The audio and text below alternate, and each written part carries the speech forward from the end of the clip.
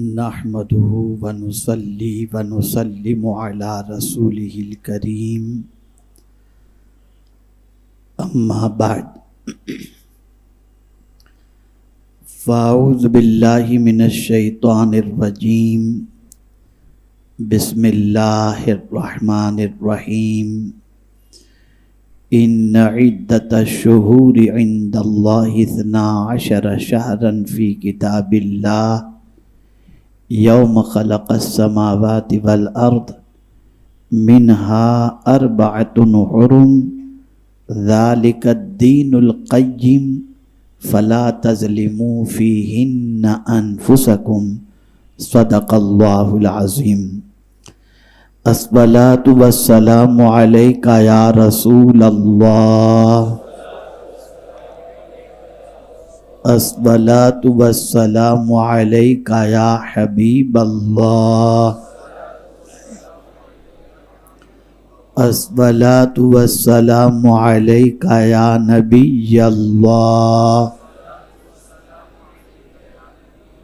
وعلی آلک واصحابک یا نور اللہ، صلی اللہ تعالی علیہ وآلہ وسلم۔ ہم اور آپ اس وقت اسلامی سال کے آخری اجتماع میں حاضر ہیں اور کل سے انشاءاللہ اسلامی نئے سال کا آغاز ہوگا۔ تفصیل سے کچھ معروضات عرض کرنے سے پیشتر میں صرف ایک کوتاہی کی طرف آپ کی توجہ کو مبذول کراؤں گا، اور جہاں جہاں تک میری آواز پہنچ رہی ہے ان کے اندر ایک احساس بیدار کرنے کی کوشش کروں گا۔ کوتاہی اتنی بڑی ہے کہ صرف نظر نہیں کیا جا سکتا، اور وہ یہ ہے کہ ہماری قوم کو، کلمہ پڑھنے والوں کو اسلامی 12 مہینوں کے نام نہیں معلوم، اور مسلمان بچے ہوں یا بوڑھے، مرد ہوں یا عورت، لڑکا ہو یا لڑکی، ہر کسی کو جنوری سے لے کر دسمبر تک کے سارے نام معلوم ہیں۔ آج کا عظیم پیغام اور سبق آپ کو یہ ہے کہ آپ میں سے کوئی بھی، اور جہاں تک میری آواز پہنچتی ہے وہاں تک کوئی بھی سننے والا قطعی طور پر اس غفلت کا شکار نہ خود ہو نہ اپنی اولاد کو رکھے۔ یہ عزم کریں کہ ہم اپنے بچوں کو اسلامی 12 مہینوں کے نام ہم خود بھی یاد کریں گے اور اپنے بچوں کو بھی یاد کرائیں گے انشاءاللہ۔ اب آئیے اس کے فائدے کی طرف ہم چلتے ہیں۔ اللہ عز و جل نے ارشاد فرمایا ان عدۃ الشہور عند اللہ 12 شہرا فی کتاب اللہ۔ جب سے اللہ نے آسمان و زمین کو پیدا کیا تب سے مہینوں کی گنتی کے اعتبار سے اللہ نے اپنی کتاب کے اندر 12 مہینے مقرر فرمائے۔ اور میرے پیارے آقا صلی اللہ تعالی علیہ وسلم کے پیارے دیوانوں، پروردگار جل جلالہ ارشاد فرماتا ہے کہ ان 12 مہینوں میں فیہا 4 حرم، 4 مہینے حرمت والے ہیں، عزت والے ہیں۔ ان مہینوں کی حرمت اور ان مہینوں کی عزت ہر ایک بندہ مومن پر لازم ہے۔ اب میں آپ سے پوچھنا چاہتا ہوں کہ جب آپ کو اسلامی 12 مہینوں کے نام معلوم ہی نہیں ہوں گے تو آپ پھر کن مہینوں کو حرمت والا سمجھیں گے اور کن مہینوں کو عزت والا سمجھیں گے؟ لیکن جب آپ جانتے ہوں گے اسلامی 12 مہینوں کے نام تو آپ فوراً سمجھ جائیں گے کہ یہاں فیہا اربعۃ حرم جو فرمایا گیا، اور رسول اعظم صلی اللہ علیہ وسلم نے بخاری شریف کے اندر حرمت والے مہینوں کے جو 4 نام بتائے، ان میں سے ایک تو رجب ہے، اور باقی 3 مہینے متواتر ہیں، ذی قعدہ، ذی الحج اور محرم۔ یہ 4 مہینے حرمت والے ہیں، اور ان مہینوں کا احترام دور جاہلیت کے اندر بھی لوگ کیا کرتے تھے کہ ان مہینوں میں جنگ و جدال نہیں کرتے تھے۔ اب آپ کو اسلامی مہینوں کے نام نہیں معلوم ہوں گے تو نہ ذی قعدہ کا احترام کریں گے، نہ ذی الحجہ کا احترام کریں گے، نہ محرم کا احترام کریں گے، نہ رجب کا احترام۔ اب جس نقطے کے ارد گرد میری گفتگو آج تھوڑی سی گردش کرے گی اسے سمجھ لیں۔ قرآن نے کہا فَلَا تَظْلِمُوا فِيهِنَّ أَنفُسَكُمْ، ان مہینوں میں اپنی جان پر ظلم نہ کرو۔ اس سے پہلے آپ بیان سن چکے ہوں گے ظلم کی قسموں پر، کہ ظلم کی 3 قسمیں ہیں۔ ان میں سے ایک قسم یہ ہے کہ بندہ خود پر ظلم کرے۔ تو آپ کے خیال کے اندر یہ بات شاید آئے کہ ایک انسان اپنے وجود پر کیسے ظلم کرے گا؟ انسان تو ہمیشہ اپنے وجود کا بھلا چاہتا ہے، جو کچھ بھی کرتا ہے اپنے وجود کی بھلائی کے لیے کرتا ہے، اور قرآن کہتا ہے فَلَا تَظْلِمُوا فِيهِنَّ أَنفُسَكُمْ، اپنی جان پر ظلم نہ کرو ان مہینوں کے اندر۔ تو مراد یہ ہے کہ اگر آپ نے ان مہینوں میں اللہ کی نافرمانی کی اور ان حرمت والے مہینوں کو پامال کیا، اور ان حرمت والے مہینوں کو تار کیا، اور ان مہینوں کے اندر آپ نے گناہ کیے، اللہ کی نافرمانی کی، اللہ کے ارشاد کے خلاف نافرمانی کی، تو فرمایا گیا کہ عام مہینوں کے گناہ کے عوض، عام مہینوں کے گناہ کے مقابلے کے اندر اللہ ان مہینوں کا احترام نہ کرنے کے عوض کے اندر سزا زیادہ سے زیادہ عطا فرمائے گا۔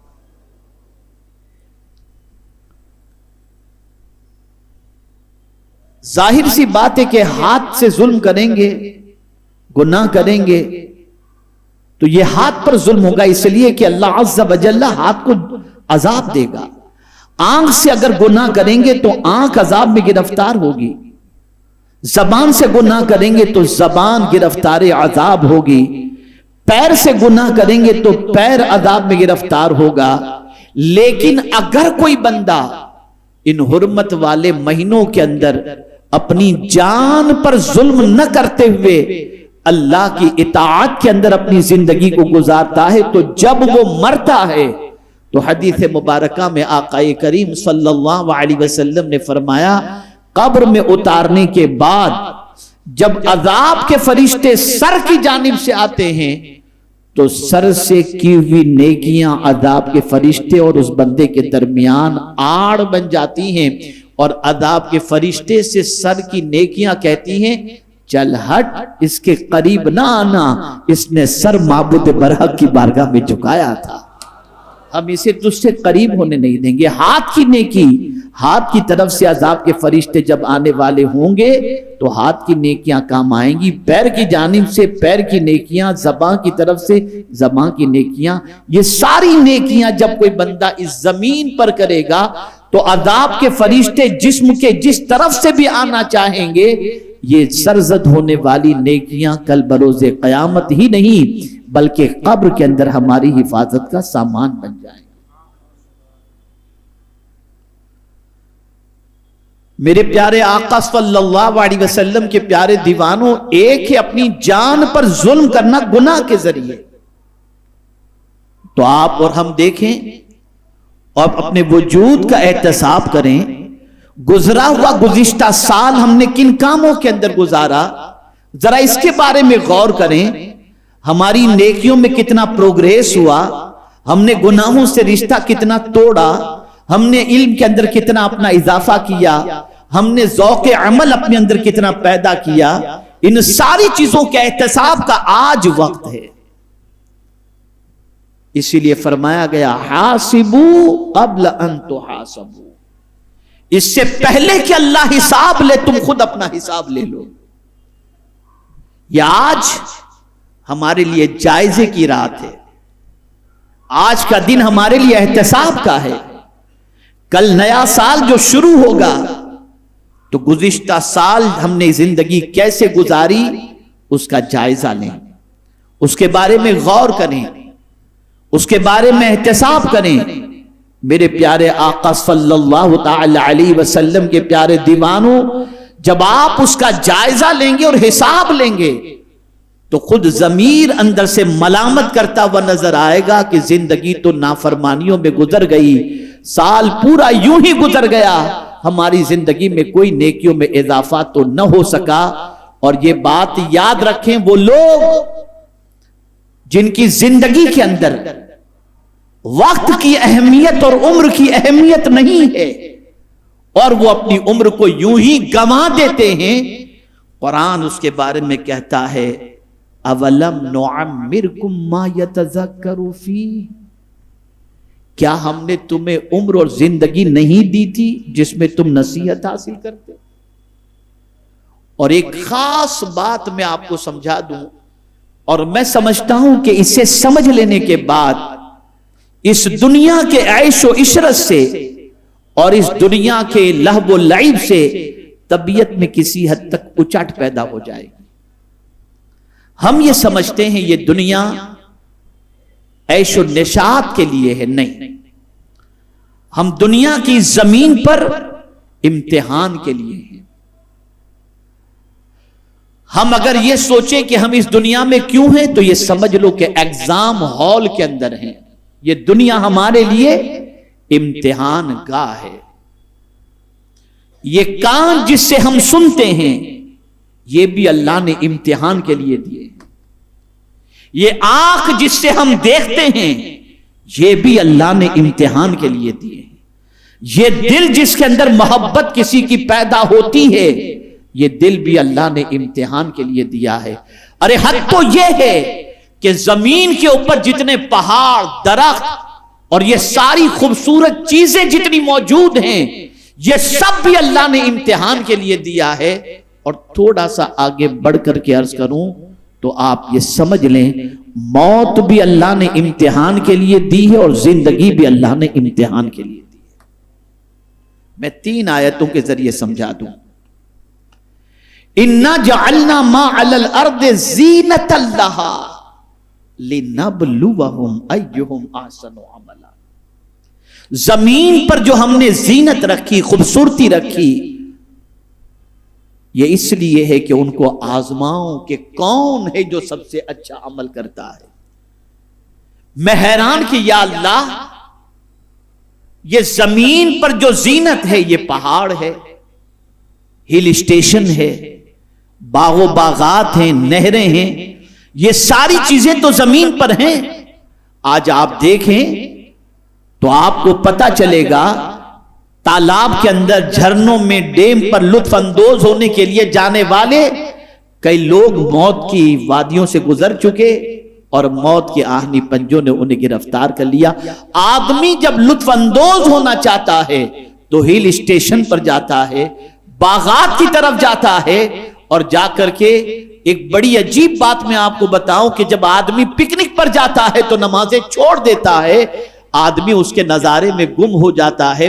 قرآن کہتا ہے زمین پر جتنی بھی چیزیں ہیں اور جس کو ہم نے سنوارا ہے، خوبصورت بنایا ہے، جس کو دیکھ کر تم اس میں ڈوب جاتے ہو، اے میرے بندو یہ ہم نے تمہارے لیے آزمائش کے لیے بنایا ہے کہ اس میں گم ہو کر مجھے تو نہیں بھول جاتے۔ چیزوں میں مو ہو کر چیز بنانے والے کو تو نہیں بھول جاتے۔ دوسری آیت، اِنَّا خَلَقْنَا الْإِنسَانَ مِن نُطْفَةٍ أَمْشَاجٍ نَبْتَلِيهِ فَجَعَلْنَاهُ سَمِيعًا بَصِيرًا، بے شک ہم نے ملی ہوئی منی سے انسان کو پیدا کیا اور اسے سننے والا اور دیکھنے والا بنایا۔ کیوں؟ تاکہ ان کا امتحان لوں، کہ سنتا کیا ہے اور دیکھتا کیا ہے. نہ ہر چیز سننے کے لیے اللہ نے کان دیے، نہ ہر چیز دیکھنے کے لیے اللہ نے آنکھیں دی، بلکہ یہ تو امتحان لے رہا ہے میرا مولا. ذرا دیکھوں تو صحیح میرا بندہ کیا دیکھ رہا ہے اور کیا کر رہا ہے. جائزہ لو اپنے گزشتہ مہینے کا، گزشتہ سال کا، کیا کچھ ہم نے دیکھا، کیا کچھ ہم نے سنا. اس امتحان ہال کے اندر رہتے ہوئے یہ جو قرآن نے کہا نا فَلَا تَظْلِمُوا فِيهِنَّ أَنفُسَكُمْ، اپنی جانوں پر ظلم نہ کرو.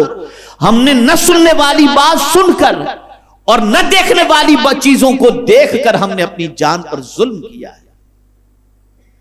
ہم نے ظلم کیا ہے. اے رسول اعظم صلی اللہ تعالی علیہ وسلم کے دیوانوں، اسی طرح سے رب نے فرمایا الذی خلق الموت والحیات لیبلوکم ایکم احسن عملا. اسی نے موت اور زندگی کو پیدا کیا تاکہ تمہیں آزمائے کہ کون ہے جو تم میں سب سے اچھا عمل کرتا ہے. اللہ کو عمل مطلوب نہیں، بہترین عمل مطلوب ہے، اچھا عمل مطلوب ہے. مختصراً آپ یہ سمجھ چکے کہ ہم یہاں امتحان گاہ کے اندر ہیں اور ہمیں اپنی جانوں پر ظلم کرنے سے، خاص طور پر حرمت والے مہینوں میں اللہ نے منع فرمایا کہ اپنی جانوں پر ظلم نہ کرو. یہ حرمت والے مہینے ہیں، ان مہینوں کا احترام کرو. اب آئیے ان 4 مہینوں کو تھوڑا سمجھا دوں. رجب اللہ کا مہینہ ہے تو اس مہینے کا خوب احترام کرو اور قربان جائیے. اللہ نے اپنے محبوب کو اپنا دیدار کرانا تھا تو اسی رجب کے مہینے کا انتخاب فرمایا، اور ہمیں نماز کا تحفہ بھی دینا تھا تو رجب ہی کا انتخاب فرمایا. اور ذی قعدہ، ذی الحج، یہ حج کے مہینے ہیں کہ بندگان خدا وہاں جا کر ذکر و اذکار میں لگے رہتے ہیں، طواف کعبہ میں لگے رہتے ہیں، استغفار میں لگے رہتے ہیں، اللہ کو راضی کرنے میں لگے رہتے ہیں. تو ان حرمت والے مہینوں کا احترام کو، اور محرم کو تو محرم الحرام ہی کہا گیا، محرم الحرام ہی کہا گیا. اور میرے پیارے آقا صلی اللہ تعالی علیہ وسلم کے پیارے دیوانوں، اس مہینے کی بھی حرمت ہمارے اوپر لازم ہے کہ اس مہینے کے اندر بہت سارے انبیاء کرام علیہم الصلاۃ والتسلیم کو اللہ نے بہت سارے تحائف بھی عطا فرمائے اور ظالموں کے ظلم سے نجات بھی اللہ عز و جل نے عطا فرمائی. جیسے ماہ محرم کی 10 تاریخ کو حضرت موسیٰ علیہ الصلاۃ والتسلیم کو اللہ نے فرعون سے نجات عطا فرمائی، ان کو اور ان کی قوم کو. میرے پیارے آقا صلی اللہ تعالی علیہ وسلم کے پیارے دیوان، تھوڑے تھوڑے آگے آ جائیں، آگے آ جائیں. ایک مرتبہ درود شریف پڑھ لیں. اللہم صلی علی سیدنا ومولانا محمد معدن الجود والکرم وآلہ وصحابہ وبارک وسلم صلاۃ وسلاما علیک یا سیدی یا رسول اللہ صلی اللہ تعالی علیہ وسلم. تو میرا خیال ہے کہ آپ کی سمجھ میں یہ بات آ چکی ہوگی. اب ظلم کسے کہتے ہیں یہ بھی تھوڑا سمجھ لو تاکہ بات اچھی طرح اور سمجھ میں آ جائے. اس لیے کہ حرمت والے مہینوں میں ظلم سے منع کیا گیا ہے. ظلم کسے کہتے ہیں؟ وضع الشیء علی غیر محلہ. توجہ چاہوں گا. وضع الشیء علی غیر محلہ، جو چیز جہاں کے لیے بنائی گئی اس کے علاوہ اس جگہ پر رکھنا جہاں کے لیے نہیں بنائی گئی، وہ ہے ظلم. توجہ چاہوں گا. وضع الشیء علی غیر محلہ، جو چیز جس جگہ کے لیے بنائی گئی اس کے علاوہ میں اس جگہ کو، اس چیز کو رکھنا، اس کا نام ہے ظلم. اب آئیے میں سمجھاؤں. یہ امامہ شریف جو ہے اس کے اندر ٹوپی ہے. ٹوپی سر کے لیے بنی ہے یا پیر کے لیے؟ جواب دیں. آپ جواب دیں تو میں سمجھاؤں. آپ کبھی بھی ٹوپی پیر میں آئے گی تو آپ کے اندر ایک عجیب کیفیت پیدا ہوگی، یار یہ پیر میں رکھنے کی چیزیں فوراً اٹھائیں گے. تو یہ پتا چلا کہ آپ جانتے ہیں کہ ٹوپی سر کے لیے ہے، پیر کے لیے نہیں.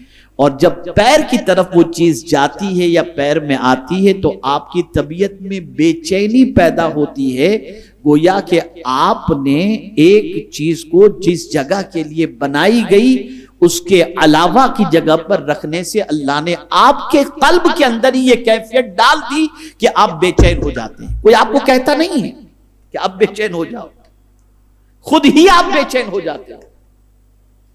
سوال یہ پیدا ہوتا ہے یہ بے چینی آئی کہاں سے؟ تو قرآن کہتا ہے فَأَلْهَمَهَا فُجُورَهَا وَتَقْوَاهَا۔ جب زندگی میں انسان گناہ کرے گا اس کے دل میں اللہ بے چینی پیدا کرے گا۔ اور آج اگر پوری دنیا میں بے چینی کی وجہ آدمی کوئی دوسری بات بتا رہا ہو تو میں اپنے آبزرویشن کے اعتبار سے یہ بتا سکتا ہوں کہ سب سے بڑی وجہ آج پوری دنیا میں بے چینی کی یہ ہے کہ انسان اللہ کی نافرمانی کر رہا ہے۔ جن چیزوں کے لیے جو چیز جو اللہ نے عطا فرمایا اس کی بجائے غلط استعمال کرنے کی بنیاد پر انسان بے چینی کا شکار ہے۔ کبھی بھی آپ دیکھیے گا، کبھی بھی آپ زندگی میں دیکھیے گا کہ مسجد میں آپ عبادت کریں گے تو بے چینی نہیں ہوگی، آپ کے اندر ایمان کی حرارت موجود ہے تو تلاوت کریں گے تو بے چینی نہیں ہوگی، لیکن کبھی گناہ سرزد ہو جائے گا تو طبیعت کے اندر بے چینی اور بے قراری پیدا خود بخود ہو جائے گی۔ اب یہ سمجھ لینے کے بعد کہ ظلم کیا ہے، ہم دیکھیں اللہ نے آنکھ کس چیز کے لیے دی، ہم نے اس کا استعمال غلط کیا۔ کان جس چیز کے لیے اللہ نے دیے ہم نے وہ سننا چھوڑ دیا۔ زبان جس چیز کے لیے، جس ذکر کے لیے اللہ نے دی ہم نے وہ ذکر کرنا چھوڑ دیا۔ دل جس کی محبت کے لیے اللہ نے دیا اس کی محبت میں دھڑکنا بند ہو گیا۔ اے رسول اعظم صلی اللہ تعالی علیہ وسلم کے دیوانوں، ہم جب الٹا کام کر رہے ہیں، الٹا کام کر رہے ہیں تو ہمارے اندر بے چینی پیدا ہو گئی، اور جب ہم سیدھا کام کرنے لگیں گے تو اللہ ہمیں سکون کی دولت عطا فرما دے گا۔ اب چلیے کرنا کیا ہے؟ ہو گیا ظلم، گزشتہ پورا سال ہم نے اللہ کی نافرمانی میں گزار دیا، تو یاد رکھیں ایک ہے ظلم کرنا اپنے وجود پر، اور پھر ہے ظلم پر مزید ظلم کرنا، یہ اور ظلم ہو گیا۔ اور نیکی کے حوالے سے بھی ہے الوضوء علی الوضوء نور علی نور، وضو پر وضو کرنا یہ نور علی نور ہے۔ مثال کے طور پر آپ عادی ہیں عصر کی نماز سے عشاء کے وضو تک جو ہے وہ ذکر و اذکار میں رہنے کے، تو اب اگر آپ نے عصر کا وضو کیا، عصر کی نماز ادا کی، اور پھر مغرب کے وقت وضو ہونے کے باوجود آپ نے دوبارہ وضو کیا، تو حضور فرماتے ہیں الوضوء علی الوضوء نور علی نور، یہ نور پر نور، یعنی اور تمہاری زندگی میں روشنی بڑھا دے گی، یہ چیز تمہاری خوبصورتی بڑھا دے گی، وضو پر وضو کرنا۔ ایسے ہی ہے ظلم پر ظلم، ایک تو گناہ کر کے ہم نے ظلم کیا، ایک تو اللہ کی نافرمانی کر کے ہم نے ظلم کیا، ایک اپنے وجود کو اللہ کے ارشاد کے خلاف استعمال کر کے ہم نے ظلم کیا، اور اس ظلم پر مزید ظلم قرآن کہہ رہا ہے وَمَن لَّمْ يَتُبْ فَأُولَٰئِكَ هُمُ الظَّالِمُونَ۔ اس کے بعد بھی جو توبہ نہ کرے، قرآن کہتا ہے وہ ظالم ہے، وہ ظالم ہے۔ کہ ایک تو نے ظلم کیا، اور ظلم کرنے کے بعد تیرے پاس اتنا بھی وقت نہیں کہ تو اپنے رب کی بارگاہ کے اندر توبہ کر لے، اپنے رب سے معافی مانگ لے۔ تو جو ظلم کرنے کے بعد بھی اللہ سے توبہ نہیں کرتا، قرآن کہتا ہے فَأُولَٰئِكَ هُمُ الظَّالِمُونَ، وہ ظالم ہے، وہ ظالم ہے۔ اے رسول اعظم صلی اللہ تعالی علیہ وسلم کے پیارے دیوانوں، اس لیے آج اسلامی نئے سال کے آغاز سے پہلے میں آپ کو بتاتا ہوں کہ سچے دل سے اللہ کی بارگاہ میں گزشتہ کے کیے ہوئے سارے گناہوں سے توبہ کر لیں، معافی مانگ لیں اللہ عز و جل سے۔ اے رسول اعظم صلی اللہ علیہ وسلم کے دیوانوں، میرے رب کی ذات اتنی عظمت والی ذات ہے کہ آج دنیا کے انسان کو اگر دیکھیں، کسی سے غلطی، کسی کی غلطی ہو گئی، کسی کی نافرمانی ہو گئی، معافی مانگو تو وہ آپ سے کہتا ہے آئندہ نہیں کرنا، چل جا۔ لیکن اے میرے رب تیری عظمتوں پر قربان کہ جب کوئی آ کر کے اس سے معافی مانگتا ہے تو اللہ اسے جھڑکتا نہیں، بلکہ قرآن کہتا ہے ان اللہ یحب التوابین، کہ بے شک اللہ توبہ کرنے والے سے محبت فرماتا ہے۔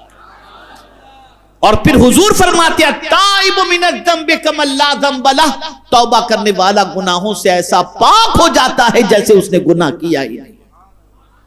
تو پہلی چیز، نئے سال کی ابتدا سے پہلے اللہ کی بارگاہ میں گزشتہ کے کیے ہوئے سارے گناہوں سے سچے دل سے توبہ کریں، آئندہ گناہ نہ کرنے کا عہد کریں، اور جو کچھ بھی علمی، عملی، اعتقادی جو بھی کوتاہیاں ہوئی ہیں، آنے والے سال میں وہ کوتاہیاں پھر سے نہیں دہرائی جائیں گی، بلکہ علم، عمل، اعتقادی اصلاح، یہ ساری چیزوں پر توجہ دے کر ہم اپنی زندگی کو اللہ کی اطاعت و فرما برداری میں گزارنے کی کوشش کریں گے۔ پہلی چیز توبہ، اسی کے ساتھ اپنی جان پر ظلم کرنے سے منع فرمایا گیا، کبھی بھی ظلم نہ کرو، لیکن حرمت والے مہینوں میں تو خاص طور پر ظلم نہ کرو۔ اور تیسری چیز، نیک عمل کی کوشش، اس میں خوب محنت کرو، خوب جد و جہد کرو۔ یہ نہ سمجھنا کہ ہم ایک سال بڑے ہو گئے، یہ سوچو کہ ہماری زندگی کا ایک سال کم ہو گیا۔ یہ سوچو زندگی کا ایک سال کم ہو گیا، ہم بڑے نہیں ہوئے، ہماری زندگی ایک سال چھوٹی ہو گئی۔ اور اب میں قرآن کی وہ آیت آپ کی سماعتوں کے حوالے کر رہا ہوں کہ آپ جب مجرمین کے حوالے سے قیامت کے دن ان کا جو قول اللہ کی بارگاہ کے اندر ہوگا، جب آپ وہ سنیں گے تو آپ محسوس کریں گے کہ یہ ہماری زندگی آج کتنی قیمتی ہے اور اس زندگی میں ہمیں کیا کرنا چاہیے۔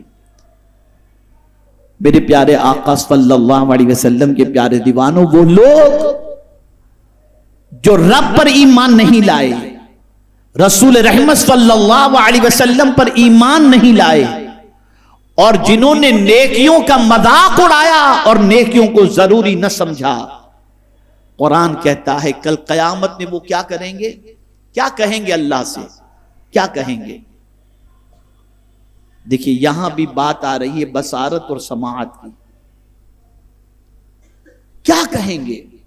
آج آپ میری بات سن رہے ہیں نا، جواب دیجئے مجھے، سن رہے ہیں نا؟ یہ کان سے آپ اللہ اور اس کے رسول کا ذکر سن رہے ہیں، آنکھوں سے آپ قرآن دیکھیں گے انشاءاللہ، اللہ کرم فرمائے مدینہ بھی دیکھیں، مکہ بھی دیکھیں آپ۔ یہ دونوں چیزوں کا بڑا دخل ہے کان اور آنکھ کا۔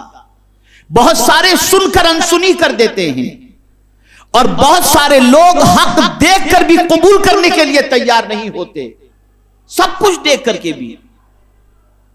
اب اسی کو قرآن کہتا ہے کہ قیامت میں کیا کہیں گے وہ لوگ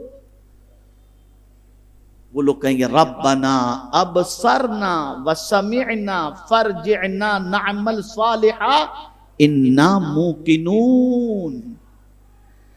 قیامت میں وہ دیکھیں گے، اللہ کی شان کو دیکھیں گے، اللہ کے رسول صلی اللہ علیہ وسلم کے وعدے کو دیکھیں گے، تو قیامت میں کیا کہیں گے؟ ربنا ابصرنا، میرے مولا ہم نے دیکھ لیا، دنیا میں دیکھ کر اندیکھی کرتے رہے، وسمعنا، اور ہم نے سن لیا، عذاب کی آواز بھی انہوں نے سنی، سب کچھ انہوں نے سن لیا۔ جیسا کہ حضور صلی اللہ علیہ وسلم صحابہ کے ساتھ تشریف فرما تھے، اور صحابہ کرام علیہم الرضوان کے درمیان ایک اچانک آواز آئی، صحابہ گھبرا گئے، بڑی زبردست آواز تھی، صحابہ گھبرا گئے۔ سرکار صلی اللہ علیہ وسلم نے دریافت فرمایا تمہیں معلوم ہے یہ کس چیز کی آواز تھی؟ صحابہ نے کہا نہیں۔ سرکار صلی اللہ علیہ وسلم نے فرمایا کئی سال پہلے جہنم کے اندر ایک پتھر پھینکا گیا تھا، وہ پتھر آج جا کر کے جہنم کے اندر پہنچا ہے۔ اور اے رسول اعظم صلی اللہ تعالی علیہ وسلم کے دیوانوں، یہ بات بھی یاد رکھیں کہ مرنے والے جو مومنین قبرستان کے اندر موجود ہیں، ایسا نہیں کہ مرنے کے بعد وہ نہیں سنتے ہیں، بلکہ ہماری سماعت کمزور ہوتی ہے، ان کی سماعت اسٹرانگ ہوتی ہے۔ آپ کہیں گے کیسے؟ تو میں اسے بھی سمجھا دوں۔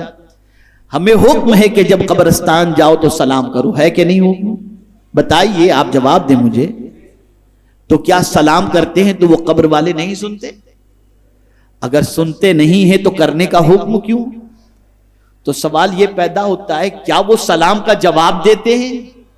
جی ہاں، جواب بھی دیتے ہیں، جواب بھی دیتے ہیں، لیکن میرے پیارے آقا صلی اللہ علیہ وسلم کے پیارے دیوانوں، ہماری سماعت اتنی کمزور زمین کے اوپر ہونے کے بعد ہے کہ ہم ان کا جواب سن نہیں پاتے، نہیں سن پاتے۔ تو بصارت اور سماعت اس کا بڑا عظیم دخل ہے۔ قیامت میں وہ عذاب دیکھیں گے، قیامت میں وہ عذاب کی آواز جو کوڑے لگ رہے ہوں گے جہنمیوں کو، وہ سنیں گے۔ جہنم کے عذاب کی آواز ان کے کانوں تک ٹکرائے گی۔ اب کہیں گے کیا اس وقت؟ کہیں گے کیا؟ تو قرآن کہتا ہے، وہ کہیں گے فرجعنا، ہم کو واپس لوٹا دے۔ کہاں لوٹا؟ زمین پر۔ یاد رکھو، یہاں بھی لوٹنے کی بات کی جا رہی ہے۔ تو قرآن کہتا ہوا نظر آتا ہے کہ بندے، انا للہ و انا الیہ راجعون، تجھے یاد نہیں تھا ہر مرنے والے پر تو یہ تو ضرور پڑھتا تھا کہ انا للہ و انا الیہ راجعون، بے شک ہم اللہ کے لیے ہیں اور اسی کی طرف پلٹ کر جانے والے ہیں، اور جو میرے پاس ایک بار آ گیا اسے دوبارہ لوٹنے کے لیے موقع نہیں دیا جائے گا۔ اب تم ہزار کہو فرجعنا، ہمیں لوٹا دے، نہیں لوٹائے جاؤ، نہیں لوٹائے جاؤ گے۔ اچھا، کیوں لوٹائیں؟ اللہ عز و جل کی بارگاہ میں انہوں نے زمین پر آنے کی دوبارہ گزارش کی نا، مولا ہم نے دیکھ لیا، ہم نے عذاب سن لیا، ہمیں زمین پر لوٹا دے، ہمیں دوبارہ لوٹا دے۔ جا کے کرو گے کیا؟ وہ جو نہیں کیا تھا اب کرنے کی بات کر رہے ہیں۔ نعمل صالحا، ہم اچھے کام کریں گے۔ تو قرآن کہتا ہے کہ تجھے زندگی نہیں دی تھی اچھے کام کی؟ جب دی تھی تب تو نے کیوں نہیں کیا؟ اب ایک بار جب تو یہاں آ چکا، اب دوبارہ تجھے دنیا میں بھیجا نہیں جائے گا۔ تو پتہ چلا یہ دنیا جو ہے وہ دار العمل ہے۔ جملے کو توجہ سے سماعت فرمائیں، ہمیشہ کے لیے یاد رکھیں، یہ دنیا دار العمل ہے، یہاں عمل ہے، حساب نہیں۔ توجہ چاہوں گا، یہاں عمل ہے، حساب نہیں، اور قیامت میں حساب ہے، عمل نہیں۔ قیامت میں کسی کو عمل کا موقع نہیں دیا جائے گا، وہاں صرف حساب، صرف حساب۔ تم کو زندگی دی تھی، کیا کیا تم نے، کیسے اپنی زندگی تم نے گزاری، لاؤ حساب دو۔ اور ذرے برابر کی نیکی اللہ قیامت کے دن سامنے واضح طور پر پیش کر دے گا اور دکھائے گا کہ یہ نیکی تمہاری ہے، یہ گناہ۔ فَمَنْ يَعْمَلْ مِثْقَالَ ذَرَّةٍ خَيْرًا يَرَهُ وَمَنْ يَعْمَلْ مِثْقَالَ ذَرَّةٍ شَرًّا يَرَهُ۔ لفظ قرآن کی عظمت اور جامعیت پر قربان کہ ذرہ کا لفظ فرمایا گیا۔ ذرہ کسے کہتے ہیں یہ بھی سمجھ لیجیے آپ، ذرہ کسے کہتے ہیں؟ اذا اراد شیئا ان یقول له کن فیکون، جو عدم میں ہے اور اللہ نے کسی چیز کو فرما دیا ہو جا اور وہ چیز وجود میں آ گئی، چاہے وہ اتنا باریک کوئی معاملہ کیوں نہ ہو، بس وہ چیز کا وجود میں آنا یہ ذرہ ہو گیا، چاہے کتنی ہی چھوٹی ہمیں نظر بھی نہ آتی، لیکن عدم سے وجود میں جو چیز آ گئی وہ ذرہ۔ اے رسول اعظم صلی اللہ تعالی علیہ وسلم کے دیوانوں، تو قیامت میں تمنا کرنے سے تمنا پوری نہیں ہوگی، اس لیے اس دنیا میں نیکیاں کرو، عہد کرو۔ نئے سال کا آغاز ہم اللہ کی بندگی سے کریں گے، توبہ و استغفار سے کریں گے، نیکیوں کے ارادے سے کریں گے, گناہوں سے بچنے کے عزم مصمم کے ساتھ کریں گے, علمی گراف کم تھا اسے اٹھانے کی کوشش کریں گے, عمل کے اعتبار سے کمزوری تھی پختگی لانے کی کوشش کریں گے. اور سب سے بڑا پیغام میرا آج کا یہ ہے کہ یہ نیا سال اسلامی, اس کو ہجرت سے اللہ عز و جل کے پیارے حبیب صلی اللہ علیہ وسلم نے ہجرت فرمائی, اور اسی ہجرت کے اعتبار سے اسلامی نیا سال ہجری سے شروع ہوتا ہے, ہجرت سے. اب یہاں ہجرت کیا ہے اس کو بھی تھوڑا سمجھ لیں تاکہ نئے سال میں داخل ہوتے وقت یہ پیغام آپ کے ذہن کے اندر رہے. وہ یہ ہے کہ آقا کریم صلی اللہ تعالی علیہ وسلم اور صحابہ کرام نے ہجرت کی, تو ہجرت میں کیا تھا؟ مکہ شریف سے مدینہ منورہ تشریف لے گئے, اور میں عرض کروں تو اعلیٰ حضرت کی عظمت پر قربان جائیے کہ فرماتے ہیں, کیا خوب ارشاد فرماتے, اہل سنت کا ہے بیڑا پار, اصحاب حضور نجم ہیں اور ناو عطرت رسول اللہ کی. صحابہ کا بھی تذکرہ اور اہل بیت کا بھی تذکرہ, یہ دونوں چیزوں کو ہجرت میں آپ دیکھیں, دونوں چیزیں ملیں گی. ایک یار غار بن کر کے جا رہا ہے اور ایک پاسبان بستر بن کر کے جا رہا ہے. مولا علی وہاں موجود ہیں پاسبان ہجرت بن کر کہ سرکار آپ تشریف لے جائیں, میں یہاں پر موجود ہوں. تو مولا علی کی قربانی بھی نظر آتی ہے. ہو سکتا ہے کوئی مولا علی کو حضور سمجھ کر شہید کر دیتا, لیکن اے مولا علی آپ کی عظمتوں پر قربان کہ بستر مصطفیٰ تو گوارا کر لیا, اور آپ نے بتا دیا کہ جان جائے تو جائے, محبت رسول میں سب قربان ہے. اور حضور نے ساتھ میں صدیق اکبر کو لیا, وہ صحابی رسول ہیں. پتا چلا اہل سنت کو ہمیشہ صحابہ کے دامن کو بھی تھامے رکھنا چاہیے اور اہل بیت کے دامن کو بھی تھامے رکھنا چاہیے. اسی کو اعلیٰ حضرت نے کہا اہل سنت کا ہے بیڑا پار, اصحاب حضور. دونوں نے جان پر کھیل کر یہ ہجرت کے سفر کو آسان کیا. ہجرت, اب میں ہجرت کسے کہتے ہیں بس اسے تھوڑا سا سمجھ لیں. سرکار صلی اللہ علیہ وسلم سے ایک صحابی نے پوچھا, ای الہجرت افضل یا رسول اللہ, کون سی ہجرت سب سے افضل ہے, کون سی ہجرت؟ اللہ اکبر. میرے آقا صلی اللہ علیہ وسلم نے ارشاد فرمایا, اللہ کی ناپسند باتوں کو اپنی زندگی سے نکال دینا یہ ہجرت سب سے افضل ہے.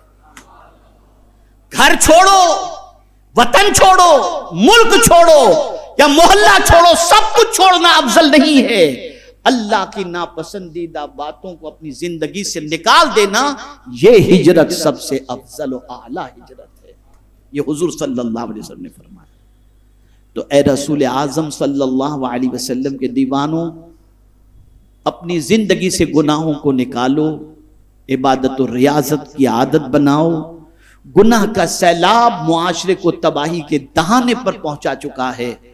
اور اب اگر میں یہ کہوں تو غلط نہ ہوگا کہ گناہ آسان بن چکا. بڑی معذرت کے ساتھ عرض کرتا ہوں, بڑی معذرت کے ساتھ عرض کرتا ہوں, بڑی معذرت کے ساتھ کہ اب تو ضمیر اتنا مردہ ہو گیا کہ نیکی کرنے میں شرم آتی ہے, گناہ کرنے میں شرم نہیں آتی. اب نیکی کرنے میں شرم آتی ہے. دیکھ لیجئے گا آپ کہیں بھی, ایئرپورٹ پر دیکھ لیجئے, ریلوے اسٹیشن پر دیکھ لیجئے, پانی پینا ہے تو آدمی ادھر ادھر دیکھتا ہے, کھڑے رہ کر پی لیتا ہے, سوچتا ہے بیٹھ کر کے پیوں گا تو دنیا کیا کہے گی. نادان, تیرا ایمان اتنا کمزور ہو گیا کہ نبی کے طریقے پر عمل کرنے میں شرم محسوس کر رہا ہے. تو سوچ بدلو, فکر بدلو, نظریات بدلو, خیالات بدلو, اور آقا کریم صلی اللہ تعالی علیہ وسلم کی بے پناہ محبت اپنے دل میں پیدا کرو اور خشیت ربانی کو دل میں جگہ دو. اس لیے کہ یاد رکھیں دنیا کتنی ہے ہم نہیں جانتے, کب تک دنیا میں رہیں گے ہم نہیں جانتے. جتنی زندگی ہے اس زندگی کے اندر ہمیں نیک عمل کرنے کا حکم ہے.